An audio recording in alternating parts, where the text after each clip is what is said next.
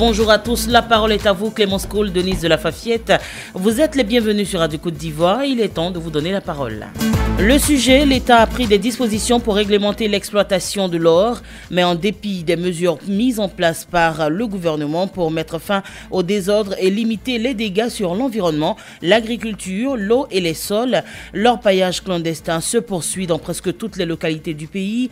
Récemment, une intervention de la brigade spéciale pour déloger les orpailleurs à Kokumbo, à Toumoudi, donc a fait des morts et des blessés. Outre les mesures déjà prises, que faire pour freiner l'orpaillage clandestin en Côte d'Ivoire? Nous attendons vos avis et commentaires au 27 20 21 44 48 ou au 27 20 24 27 87. Allez, on démarre avec les réactions via la page Facebook de Radio Côte d'Ivoire avant les appels. Monsieur Kwadio Daga Francis à Kounfao, si le phénomène perdure, c'est tout simplement parce que ce phénomène est soutenu par des parrains et non des moindres. À mon sens, il faut donc des mesures très vigoureuses pour mettre fin à cette pratique. Boussoubi et Machiavel disaient ceci, et je cite, « Gouverner, c'est prévoir. Que voulons-nous prévoir aux générations futures? Devons-nous tout détruire pour notre propre gratification? Nous avons presque détruit la forêt que nous n'avons pas créée. Aujourd'hui, c'est le sol et l'eau. Force reste donc à la loi pour la préservation de la nature. » Là où ils ont de billetterie, il faut essentiellement une grande sensibilisation pour orienter toutes les localités. Ceci évitera les affrontements comme si nous sommes en conflit national. Et M. Namori Bakayoko de Touba, les préfets et les sous-préfets doivent prendre des mesures draconiennes afin de servir au nom de l'État pour stopper définitivement l'orpaillage clandestin sur toute l'étendue du territoire ivoirien.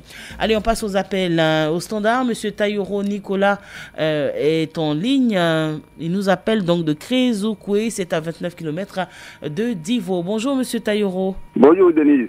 Comment vous allez? Oui, ça va bien, ça va très bien. Comment vous réagissez au sujet du jour? Bon, pour le sujet du jour, c'est un sujet qui m'intéresse à plus d'un titre. Comme lui-même, le sujet même l'a déjà indiqué, effectivement, c'est l'environnement qui est détruit, c'est les plantations, c'est tout ce que nous plantons qui vraiment est détruit et ça met à mal le monde paysan. C'est un phénomène très, très, très, très dangereux. Et puis, ces hommes, moi je les appelle les hommes hors la loi, parce que c'est les gens qui sont outillés à la violence. Je m'avais vous apporter une nouvelle très triste. Il y a 3 ans de cela, ce groupe de personnes ont mis à mort un parent qui était capitaine de la gendarmerie au nord, parce qu'il partait seulement au nom de l'État pour leur dire qu'ils étaient dans l'informel et qu'ils n'avaient pas le droit d'exploiter. Il a trouvé la mort avec ces hommes-là. Donc c'est des gens hors la loi, qui sont outillés à la violence. Donc c'est pour dire que la population que nous sommes, nous ne pouvons rien faire face à ces hommes-là. Parce que si tu vas en face d'eux, là, c'est comme si tu t'en vas te livrer. Donc il faut prendre des mesures. Je m'avais dit de tourner maintenant mon autorisé vers l'État de Côte d'Ivoire. Pour prendre des mesures plus fortes. Il n'y a que l'État seul qui peut trouver la solution à ce problème-là. Donc le ministère des tutelles, j'interpelle le ministère des tutelles et puis le ministère de la Défense, vraiment d'être en accord pour aider la population. Car l'environnement s'en va et elle se détruit. Merci, M. Tayoro. Une fois que nous constatons cela dans les différents villages, que les chefs remontent l'information vers les représentants de l'État, c'est-à-dire les sous-préfets, les préfets, à leur tour remontent ça vers le ministère ou à l'État de Côte d'Ivoire. Une fois que l'État est saisi, je demanderai à l'État de faire descendre une armée, vraiment une armée musclée sur ce lieu-là pour mater ces hommes-là. Merci. Parce qu'ils sont tellement violents qu'il faut mettre des gens plus violents et plus forts en face d'eux. Merci M. Tayoro. En tout cas, on va permettre aux autres aussi de réagir. En tout cas, merci beaucoup pour votre proposition, M. Tayoro. Et on espère que les choses vont aller pour le mieux. Nous partons à Kong 1, à 9 km de Yakassé à Tobrou. Monsieur Ben Amonkou, bonjour. Bonjour, Denis de la Fafiette. Alors, quelles mesures donc vous proposez justement pour arriver à bout de ce fléau-là? Bien, moi je dis que l'orpaillage clandestin détruit nos parcelles, nos cours d'eau, et puis même les enfants qui vont à l'école. Vous voyez, quand l'orpaillage se pratique dans une région, il y a du vol, qu'on appelle les denrées alimentaires sont augmentées. Donc, malgré la utilisation des sous-préfets, des préfets, des maires, des chefs de village, des députés, ces hommes sans loi, comme le disait tout à l'heure le collègue, ils ne sont pas bien. Dans 10, 20 ans, c'est la famille qui va s'installer dans ces régions. Donc, je souhaiterais que l'État, pour le déguerpissement de ces régions, il faudrait que l'État mette les forces de l'ordre dans ces localités-là, qui s'installent dans ces localités. Et c'est avec cette mesure que ces orpailleurs vont quitter. Et puis ce qui est malheureux, la plupart de ces orpailleurs sont des non-ivoiriens. Ils viennent détruire nos terres, nos cours d'eau, et puis retournent chez eux. Mais aujourd'hui, on constate le cas de Kokumbo. Ce sont les jeunes même du village de Kokumbo qui sont en majorité les exploitants clandestins. Donc, vous voyez qu'aujourd'hui, voilà, aujourd'hui les populations même sont concernées. Donc, oui, il y a certaines personnes dans ces localités qui sont pour ce phénomène dangereux. Alors moi, je soutiens l'État pour installer des forces de l'ordre dans ces localités pour chasser définitivement les orpailleurs. Merci et excellente journée. Merci bien, M. Benamonkou. Très bonne journée à vous également. Nous partons à Sipilou, à 2 km de la Guinée-Conakry et 65 km de Biancouma pour retrouver M. Diomandé Mamadou. Bonjour, M. Diomandé. Bonjour. Alors, que faire pour freiner l'orpaillage clandestin dans notre pays? Denis. Oui. La situation devient très grave. Et en Côte d'Ivoire, pratiquement, partout, nous prenons l'eau. L'eau manque. L'eau manque par la cause de ces clandestins qui détruisent nos eaux. Les robinets manquent d'eau. Les couches d'eau qui servaient les barrages à fournir les eaux partout en Côte d'Ivoire sont en train d'être détruits. Donc, il est maintenant, il prend des mesures très très fortes pour ces orpailleurs clandestins. Des gens qui veulent tuer le monde, des gens sans pitié, qui n'ont pas de cœur pour leurs parents, qui ne pensent seulement qu'à leur intérêt, de la manière clandestine. Vraiment, c'est pas normal. Donc, il faut passer par la manière forte. Sinon, l'heure est très très grave. Partout à Côte d'Ivoire, on pleut de l'eau seulement. Partout, l'eau manque de robinet. Vraiment, c'est dangereux. Donc, on doit être plus ces clandestins-là. Pour ne pas qu'ils puissent détruire le monde, détruire la Côte d'Ivoire, tuer leurs propres parents, à cause de leur intérêt de l'eau, là, ils n'ont qu'à arrêter. L'État n'est qu'à prendre son patron de pèlerin et puis les mater, les enlever complètement. Donc, merci de la Côte d'Ivoire pour que ces gars-là aient le bon cœur pour aider nous, les parents, pour de l'eau. Merci et bonne émission. Merci, M. Diomandé Mamadou. Bonne journée à Sipilou. Nous retrouvons M. Kwasi Kwaku Xavier qui nous appelle des Ousoukro à 29 km de Bongwanou. Bonjour, M. Kwasi. Bonjour, madame. Nous vous écoutons. Bon, je dis merci à la Radio Côte d'Ivoire et merci au gouvernement pour l'initiative sur leur paillage clandestin. La dernière fois, quand j'ai appris pour Kokumbo, là, vraiment, ça m'a touché un peu. Mais comme l'État a pris l'engagement de planifier tout pour que l'État même prenne l'engagement de contrôler tous les coins et puis faire ça, mais c'est bon. Mais on demande aussi au gouvernement de sillonner partout, en Côte d'Ivoire, dans les hameaux aussi.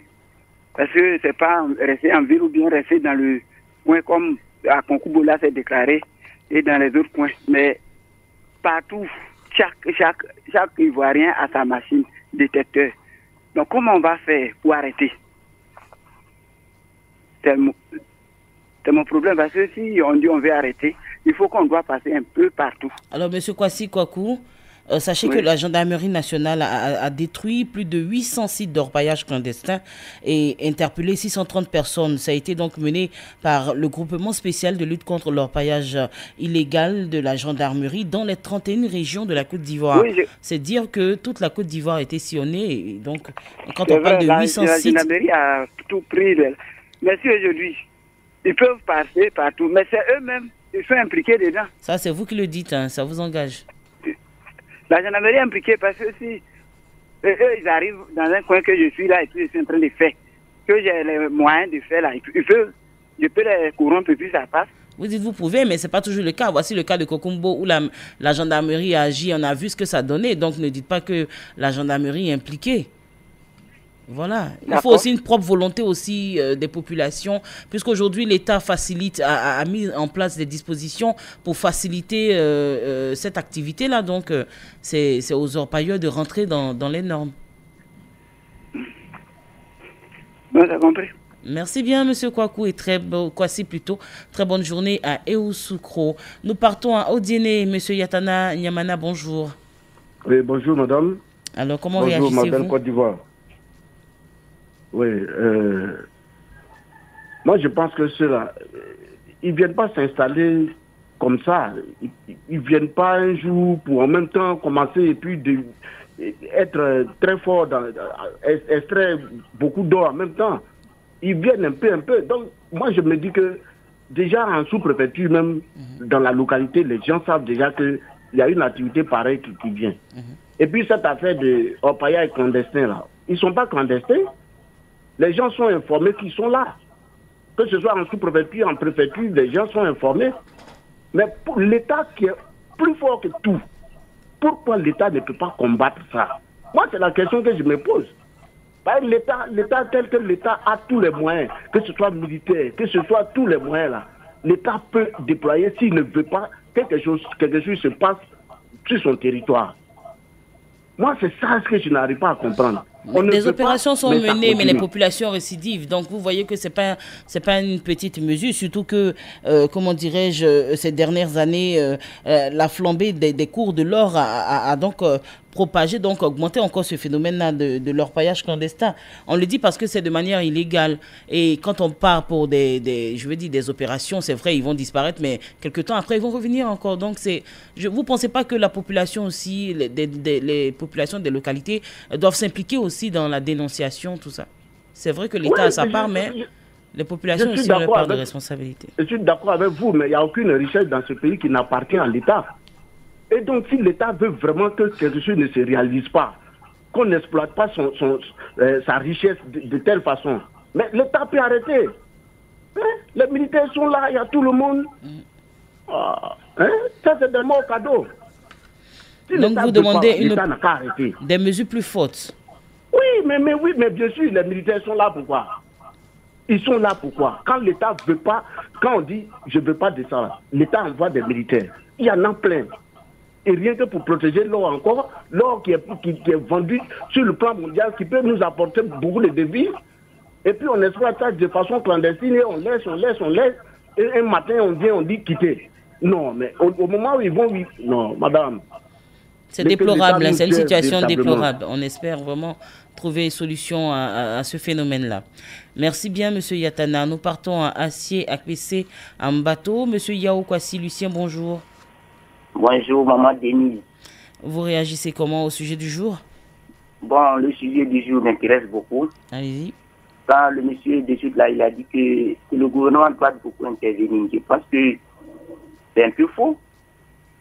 À propos de l'orpaillage clandestin, moi je félicite mon chef du village, Sa Majesté Nana Cap Félix, le jeune chef dynamique d'ACPC.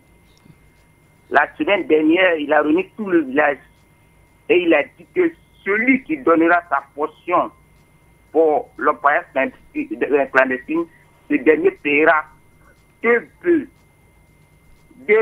casiers de liqueur. Maman, plus une somme de 5 555 505 francs. Et depuis cette mesure vigoureuse, les orpailleurs ont déguerpi le village. Voici un bon exemple. On ne les voit plus. Ils sont déjà partis. Alors, mais quand j'ai dit que c'est le gouvernement, mais le gouvernement, c'est qui? C'est nous. Donc, les chefs du village doivent prendre des mesures très, très, très vigoureuses pour les villages. On n'a pas besoin de faire la gendarmerie derrière chaque village pour chasser les orpailleurs. C'est pas possible. Les gens sont en train de détruire nos forêts. Et puis, nos chasseurs, s'il a, ils regardent. mais c'est des irresponsables. Moi, en tout cas, je précise beaucoup mon chef du village. En tout cas, c'est un exemple vraiment à suivre, parce que... Oui, voilà, c'est grand merci. Ok, on espère que les autres vont suivre. Donc, il doit prendre des mesures. Les autres chefs du village doivent toucher pour déguerpir les orpailleurs clandestins qui ont gâté nos faune et nos forêts. C'est pas possible. Merci bien, monsieur. Moi, je vous remercie. D'accord. Bonne journée. Le village vous salue. Merci. Radio Côte d'Ivoire vous salue. Merci bien. Nous partons à Boisseau. Monsieur Cassie Lucien, vous êtes en ligne. Bonjour. Oui, bonjour, madame. Que proposez-vous? Ok, je voudrais dire tout simplement que, heureusement que l'État est en train de prendre ses responsabilités maintenant. Monsieur Yatana vient de le dire. Et rien ne peut se passer sur le territoire sans la base de l'État. Je vous rappelez, monsieur, l'ancien président Henri Konan Bédié avait attiré l'attention de l'État par rapport à ce sujet. Mais on l'avait traité de tous les noms. Mais maintenant, les gens ont pris goût et c'est vraiment difficile. C'est vrai que la population, je voudrais dire, en partie aussi est responsable de cette situation, mais c'est parce que l'État a laissé faire. L'État a laissé faire. Il n'y a pas une région de la Côte d'Ivoire où il n'y a pas ces orpailleurs. Quelqu'un a dit que ce n'est plus une opération de clandestinité. C'est au vu et au dessus de tout le monde. C'est au vu et au dessus de tout le monde. Bon, les gens, quelqu'un avait parlé de la gendarmerie. Mais c'est vrai, les forces de l'ordre sont aussi responsables. Ils vont dans le coin et ils sont corrompus. On leur donne quelque chose et puis ils laissent faire. Et ça est devenu vraiment compliqué. Moi, je suis à Boisseau. Vous allez interroger ceux qui pratiquent la pêche. Mais tu vas prendre un poisson dans la bière, mais vraiment, c'est autre chose. Le poisson est devenu autre chose par rapport aux produits que les gens ne savent pas traiter l'or. Et donc, ça devient dangereux pour l'homme, la population même. Hein, toutes les eaux sont polluées. Mais où nous sommes? Nous sommes dans un pays quand même, je pense que les choses sont organisées, mais l'État laisse faire. Et la situation est devenue vraiment pourrie. Voilà que mais l'État, vous savez, il y a eu des périodes de sensibilisation, il y a des périodes de répression, comme je l'ai dit tantôt. Mais aussi, bon, moi je dis qu'il faut, on a vu l'exemple avec le monsieur qui vient d'appeler tout à l'heure, avec la responsabilité aussi de la population. C'est vrai que l'État doit regarder, mais l'État ne dort pas avec nous. Nous sommes plus concernés. Donc, si les mesures premières viennent des populations, je pense que ça peut quand même emmener à trouver une solution adéquate à cela. Parce qu'aujourd'hui, il y a des facilités. Hein. Si vous voulez, je veux dire, exploiter de l'or de manière pas vraiment industrielle, l'État a facilité les mesures. Aujourd'hui, il y a des mesures qui ont été sorties pour dire que le temps d'attente pour avoir l'approbation va être réduit. Mais vraiment, bon, je veux dire, avec toutes ces facilités, on peut quand même essayer d'entrer dans ces codes-là. Oui, mais c'est ce que je disais tantôt. C'est vrai que la population, en partie, est aussi responsable, mais les gens ont laissé faire. La population a pris goût. La population a pris goût parce qu'ils savent qu'est-ce qu'ils gagnent dans cette histoire. Ils ont pris goût. Tout le monde a pris goût. Même les autorités partout, les préfets, les sous-préfets, tout le monde a pris goût parce que chacun a sa part dans cette histoire. Et là, c'est devenu compliqué. Bon, mais je vous remercie et puis bonne journée. Merci, monsieur Cassi, pour vos propositions. Et bonne journée à Boisseau. Nous allons lire quelques réactions via la page Facebook de Radio Côte d'Ivoire. Boubacar connaît à tout le pleu malgré les efforts faits par l'État pour freiner ce phénomène. Force est de constater qu'il perdure. On a l'impression que c'est tout un réseau qui s'est formé autour de cette activité avec souvent des complicités dans les administrations locales. Le combat sera long et difficile mais pas impossible. Il faudra que les forces de l'ordre infiltrent ce réseau comme ils le font pour démanteler les réseaux de la drogue, pour surprendre les acteurs et les confondre devant les tribunaux. Monsieur Yakou Diomandé à Boaké, pour ma part, il faut transformer ces lieux d'orpaillage clandestin en base militaire provisoire. Cela va dissuader ces orpailleurs qui, pour la plupart, semblent parrainés. S'ils s'entêtent tant, ils comptent sur quelques soutiens. Donc, avec ces mesures militaires bien accrues sur ces sites, c'est sûr que l'orpaillage clandestin connaîtra une régression. Nous partons à Bondoukou. Monsieur Bakayoko Abdoulaye, bonjour. Bonjour, madame. Qu'est-ce que vous proposez? Bon, moi, j'ai une remarque à faire parce que je n'ai pas concrètement des propositions parce que l'État a déjà pris toutes les dispositions. Mais vous voyez, madame, les Africains, les Ivoiriens en particulier, sont très difficiles à gouverner. Ils sont indisciplinés. Sinon qu'il y a des lois. Vous voyez, moi je travaille à la maison d'arrêt de correction de Bonoukou. Il y a au moins 50 personnes qui ont été arrêtées pour esclavage, comment on appelle ça, pour l'exploitation clandestine. Ils sont pleins dans nos prisons. Ça veut dire qu'il y a des lois qui ont été prises. Le gouvernement a fait des efforts. Ils sont au courant. Mais c'est de l'indiscipline. Et ces païens-là, quand ils viennent là, c'est 10 ans, il n'y a pas de discussion dedans. Il n'y a pas de négociation. Donc, ceux qui accusent la gendarmerie ou quoi, non, mais c'est la population d'abord. Parce que toutes les terres appartiennent à quelqu'un.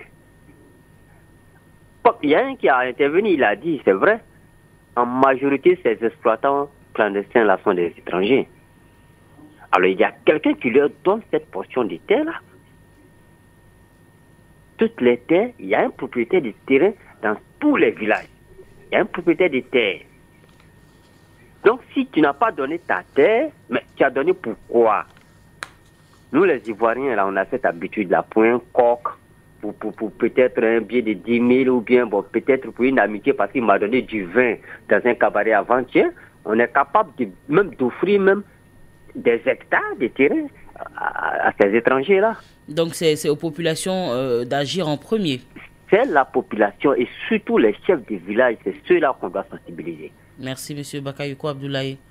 Merci en tout cas pour vos propositions et très bonne journée à toute la population à Bondoukou. En ce qui concerne les réactions via la page Facebook de Radio Côte d'Ivoire, M. Bosson Assérémy à Yopougontois Rouge, l'orpaillage est une affaire de gros sous. Il faut donc de grands moyens pour le combattre. Je souhaiterais que l'État prenne ses responsabilités en mobilisant les forces de l'ordre et en mettant les moyens à leur disposition pour dégager tous les clandestins et détruire les sites dissimulés dans les forêts. Voici qui met fin à ce sujet de La Parole est à vous de ce jour. Merci d'avoir réagi nombreux au sujet du jour. La parole est à vous, Clémence Cole, Denise de la Fafiette. On vous souhaite de passer une très très belle journée sur Radio Côte d'Ivoire.